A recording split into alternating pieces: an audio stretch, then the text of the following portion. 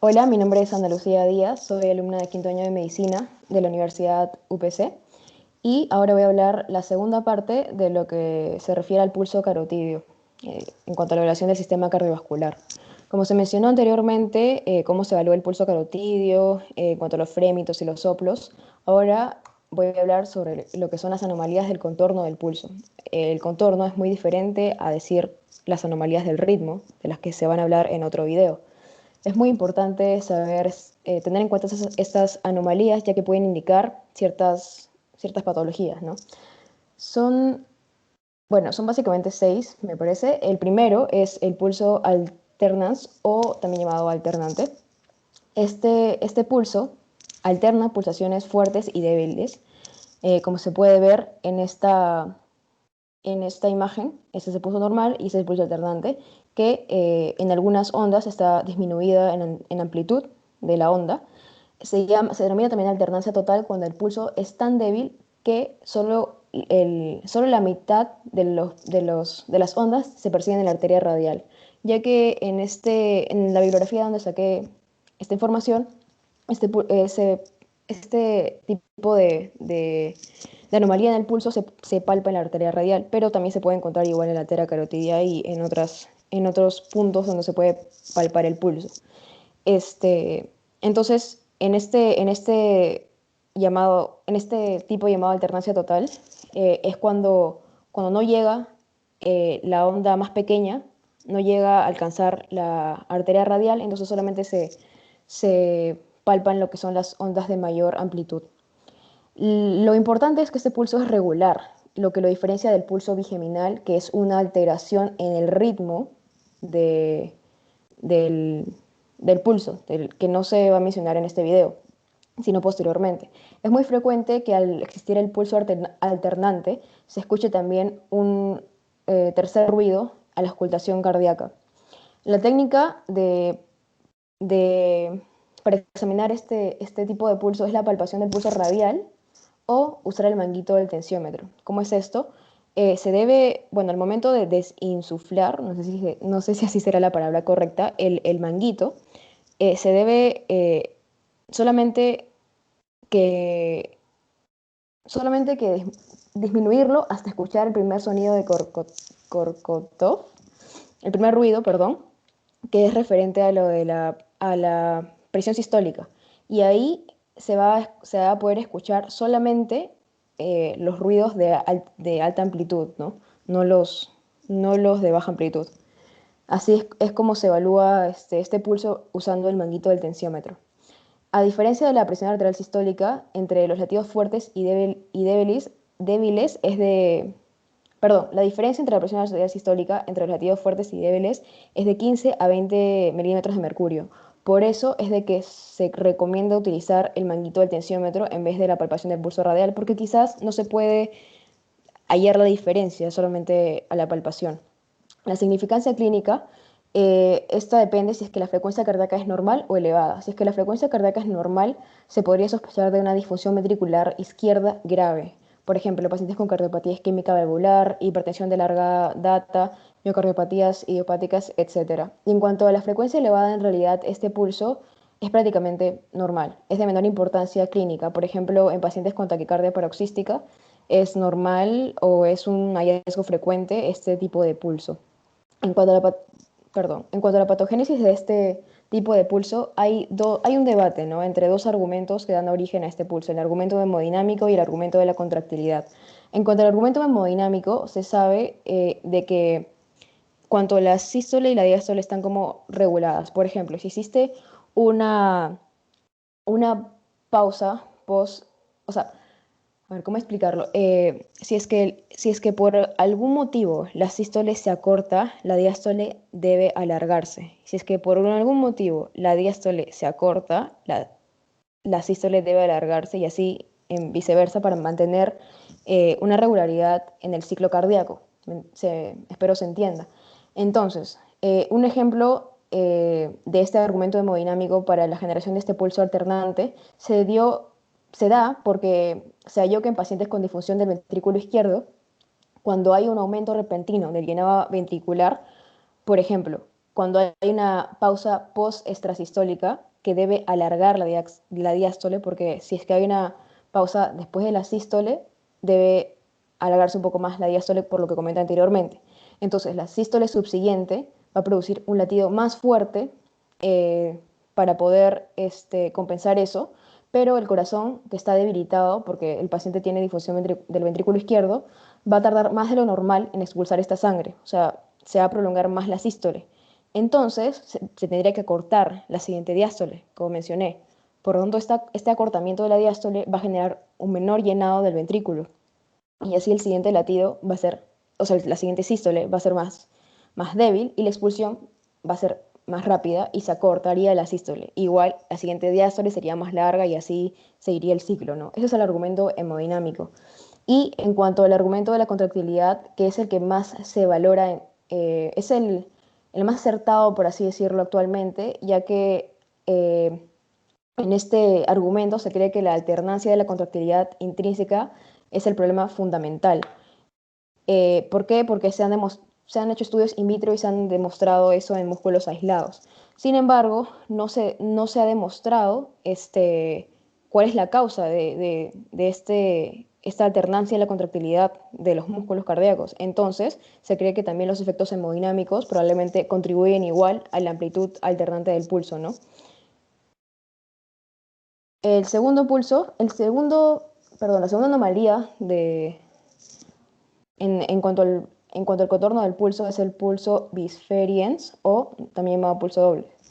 Este tiene dos latidos por ciclo cardíaco, los cuales ambos ocurren en la sístole. Esto es muy importante porque hay otro tipo de pulso que es un poquito diferente que ahora vamos a ver. En el primer latido, perdón, o sea, la primera onda, como se puede ver aquí en la gráfica, se llama onda de percusión y el segundo latido o la onda se llama onda de marea. Normalmente se puede sentir como un sonido o se puede escuchar como un sonido de doble galope rápido. Por ejemplo, se describe como pada, pada, que es lo más rápido posible, ¿no? La onda es pequeña. En cuanto a la técnica, la palpación se puede hacer en el pulso braquial o el pulso carotidio con compresión moderada. También puede utilizarse el manguito del tensiómetro. En cuanto a la significancia clínica, se da en casos de insuficiencia aórtica moderada grave, que en realidad es lo más importante, es lo más frecuente donde se halla esta anomalía del pulso. También se halla en estenosis aórtica más insuficiencia aórtica, pero siempre la insuficiencia aórtica va a ser más grave que la estenosis aórtica, porque la estenosis aórtica tiene otro pulso que es más característico de esta. Y miocardiopatía hipertrófica, en algunos casos nada más. En cuanto a la patogénesis de este pulso bisferiens o doble, perdón, esta resulta de una rápida expulsión de sangre hacia una aorta flexible. Esto debido al efecto Venturi, el cual voy a explicarlo después, en que la sangre se mueve rápidamente y al moverse rápidamente une temporalmente las paredes de las arterias, cosa que causa una estrechez, como se puede ver en esta foto, y se reduce el flujo momentáneamente produciendo una muesca con dos picos sistólicos, como se puede ver, ¿no? Las ondas en sístole súper rápidas y cortas. En cuanto al efecto Venturi, este es un fenómeno que fue descrito en que un fluido en movimiento dentro de un conducto cerrado disminuye su presión cuando aumenta la velocidad al pasar por una zona de sección menor. Creo que se entiende más o menos y aquí están las gráficas en que cuando un fluido pasa por una estrechez, en este caso de un vaso, puede aumentar la, la velocidad. En cuanto al pulso paradójico, este es uno de los pulsos también muy importantes ya que se dan en dos patologías que son muy frecuentes. Como definición, es la caída inspiratoria de la presión arterial sistólica mayor a 10 milímetros de mercurio. Se dice que cuando es mayor a 12 tiene más sensibilidad. Lo normal es de que el pulso general, la normalidad, disminuya en la inspiración de 6 a 9 milímetros de mercurio. La técnica que se usa para la palpación de este pulso es con el manguito del tensiómetro, que es lo más frecuente, ya que solo se palpan los pulsos paradójicos mayores a 15 a 20 mililitros de mercurio si es que se palpa con los dedos, ¿no?, del examinador. Y al usar el tensiómetro se recomienda visualizar la caída de la presión en lugar de escuchar los ruidos de Korotkov, ya que, como mencioné, puede que haya una confusión al momento de escucharlo y es mejor ver en sí la caída de más de 10 milímetros de mercurio a la inspiración del paciente. En cuanto a la significancia clínica, lo más importante es de que este tipo de pulso se halla en el taponamiento cardíaco, aunque también hay algunas veces en que, en que no se puede escuchar el taponamiento cardíaco, pero eso es muy infrecuente en realidad y se da en ciertas patologías que no es en sí el tema en explicar en este video. Y también se da en la enfermedad pulmonar obstructiva, ya sea asma o EPOC. En este caso, tengo entendido, se da más en el asma aguda, o en los ataques de asma también se pueden precisar este pulso. En otros tipos de enfermedades, también como se ven acá, se puede dar, pero es menos frecuente. Lo más frecuente es las dos primeras. Aquí está el gráfico que representa el pulso paradójico, como se puede ver acá en la inspiración, disminuye la amplitud de la onda de pulso. Entonces, en cuanto a la patogénesis de este tipo de anomalía en el pulso, tenemos tanto el taponamiento cardíaco como el asma. En realidad, siempre va a surgir de lo mismo prácticamente, pero se refiere de que en cuanto al taponamiento cardíaco, que existe una presión de líquido del espacio pericárdico que aumenta y esta va a ser mayor a la presión del llenado diastólico. Por ende, prácticamente se van a pelear ambas cavidades, izquierda y derecha, por poder tener más sangre, ¿no?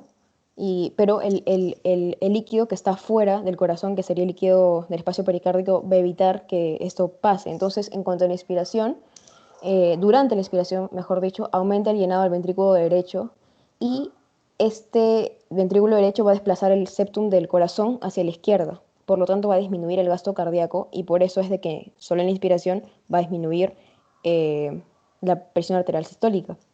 En cuanto al asma, se describe que la dificultad para respirar provoca cambios en la presión intrapleural y la transmisión y también provoca cambios en la transmisión directa a la aorta y se da el pulso paradójico. Supuestamente no hay una explicación clara, pero hay mecanismos propuestos. Por ejemplo, que la disminución de la inspiratoria del retorno venoso pulmonar al ventrículo izquierdo, también la acción compresiva del tórax hiperinsuflado, que causa una disminución del tamaño de las cavidades cardíacas y competencia de espacio, ¿no? Como ya mencioné, entre las cavidades.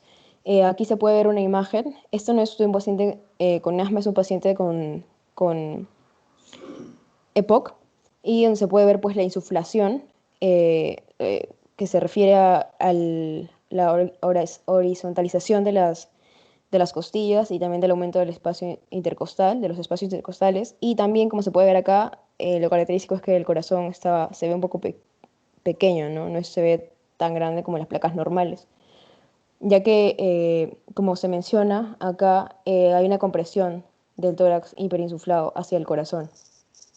La cuarta anomalía es el pulso parvus et tardus.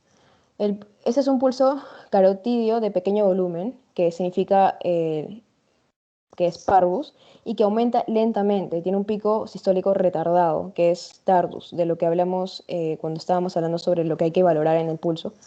En cuanto a la técnica, es más que todo se palpa en el pulso carotidio y es muy característico de la estenosis aórtica. Por eso decía de que este, este pulso más allá en la estenosis aórtica, a diferencia del anterior pulso, que es el pulso bisferiens, pulso doble.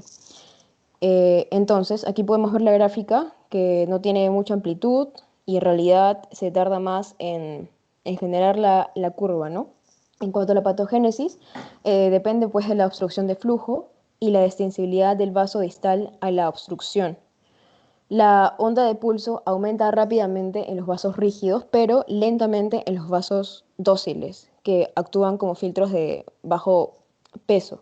En este caso, pues, aumentaría rápidamente en los vasos rígidos, como por ejemplo las personas que ya son mayores, en los ancianos, que tienen los vasos un poco más rígidos, y va a aumentar más lento en los vasos más dóciles, como en pacientes jóvenes. El retraso del pulso refleja la gravedad de la enfermedad de la obstrucción, igual, y este es un criterio también para la evaluación de esta anomalía en la ecografía Doppler.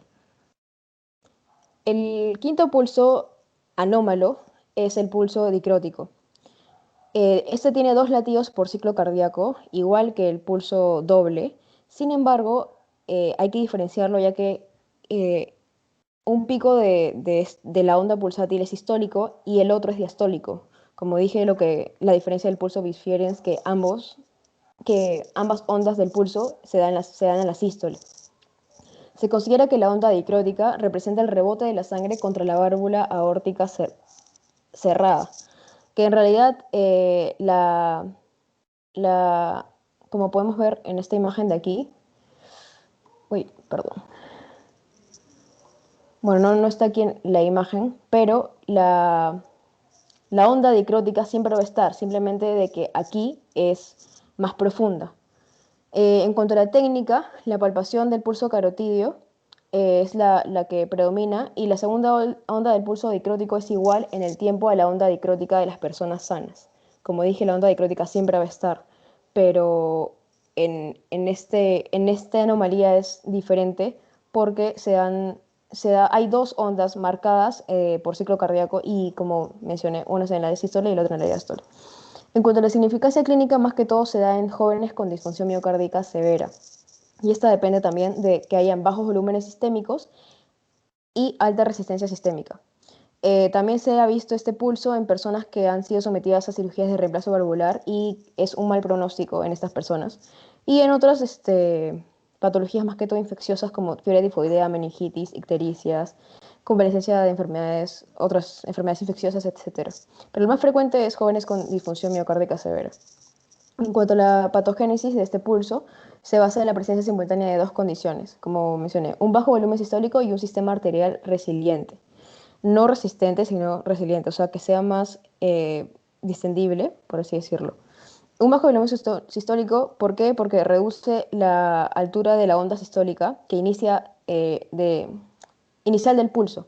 Y al reducir esto, hace que la onda dicrótica sea palpable. ¿Por qué? Porque al no ser tan fuerte la primera onda, la onda dicrótica es de más amplitud y se puede palpar. Porque como mencioné, la onda dicrótica siempre va a existir, pero no se palpa porque es muy mínimo el cambio de presión.